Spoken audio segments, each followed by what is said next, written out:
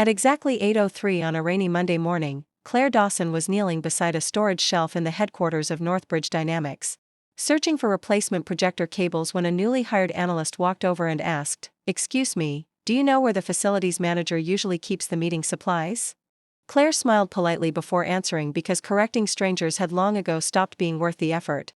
Even though she had spent 15 years building the company's leadership academy, mentoring hundreds of employees, and designing the management systems that helped transform a tiny regional business into an international corporation, the young analyst thanked her without realizing he had just mistaken one of the company's most influential architects for office support staff. And Claire quietly returned to her work while wondering how easily people forgot those who preferred building strong organizations instead of chasing attention in executive meetings. Years earlier, Claire had turned down several lucrative offers from competing firms because she believed loyalty mattered more than flashy job titles. Investing countless evenings creating ethical leadership programs, crisis management guides, and employee development systems that executives proudly showcased to investors without ever mentioning the woman who designed them. As each new executive team arrived with expensive consultants, fashionable buzzwords, and promises of revolutionary change, Claire watched her carefully built programs get renamed, repackaged, and presented as fresh ideas while she received nothing more than polite thank you emails and occasional birthday cakes in the staff lounge. Everything changed when Northbridge hired a celebrated turnaround executive named Victor Kane, a charismatic speaker whose conference presentations were filled with polished slogans about disruption, speed, and fearless innovation, yet whose understanding of the company's history barely extended beyond the welcome packet he skimmed on his flight to headquarters. Within days he introduced a circle of ambitious outsiders who believed every long-serving employee represented outdated thinking, and they quickly began replacing proven systems with glossy presentations that looked impressive on giant screens but ignored the practical knowledge that had kept the business stable for years. Among Victor's closest allies was Adrian Cole, a 30-year-old operations director who proudly described himself as a professional transformer of organizations. Although most of his talent involved renaming departments, eliminating experienced teams, and presenting recycled management theories as groundbreaking discoveries during executive meetings. During one strategy session he casually remarked, "Companies don't need institutional memory, they need fresh momentum." And while several executives applauded, Claire quietly wrote the sentence in her notebook because she had learned that people often revealed their greatest weaknesses while trying to sound impressive.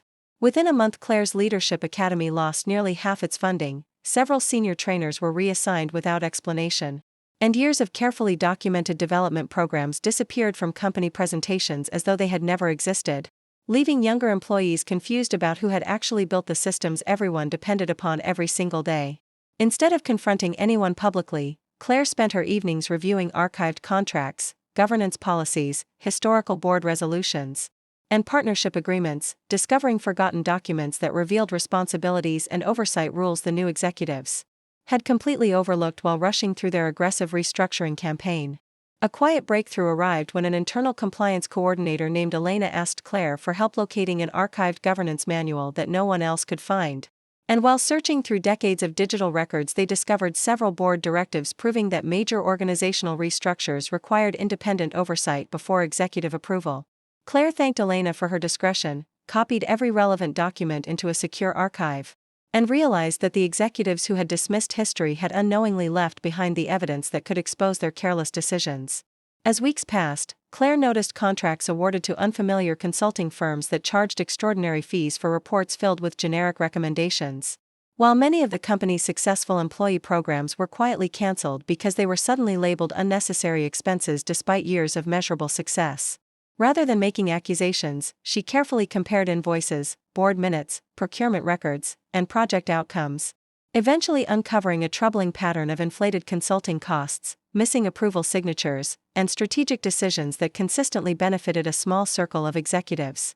One Friday afternoon Claire received an invitation to a meeting described as an organizational alignment discussion, but the unusually formal language and the presence of human resources immediately told her the meeting had been arranged to remove her from the company she had helped build.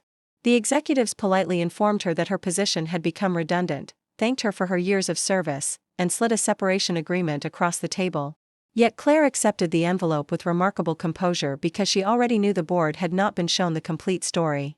Instead of leaving defeated, Claire spent the weekend meeting with respected governance experts, independent auditors, and two retired directors who had helped establish Northbridge decades earlier, presenting them with carefully organized evidence that demonstrated how recent leadership decisions had ignored company policies and weakened long-term stability.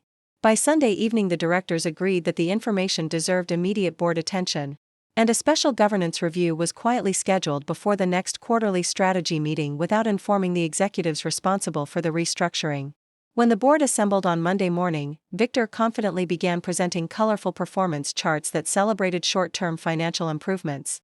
But his presentation ended abruptly when the board chair announced that governance concerns would take priority over quarterly growth reports.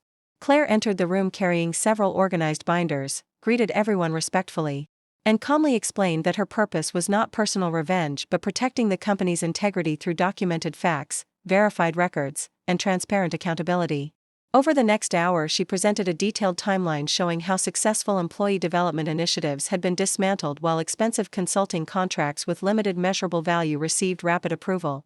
And every statement she made was supported by official documents, signed resolutions, financial records, and archived communications reviewed by independent legal advisors.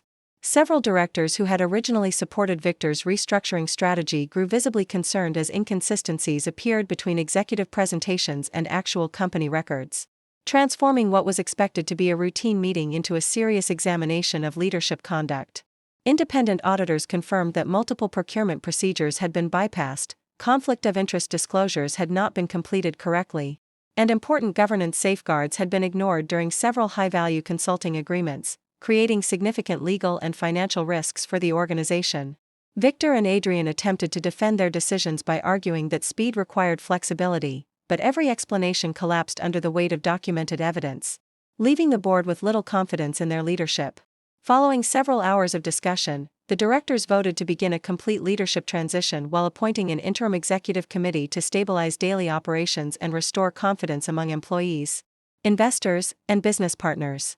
The board chair publicly acknowledged Claire's years of dedicated service, praising not only her professional knowledge but also her patience, integrity, and unwavering commitment to protecting the company's future even after being treated unfairly.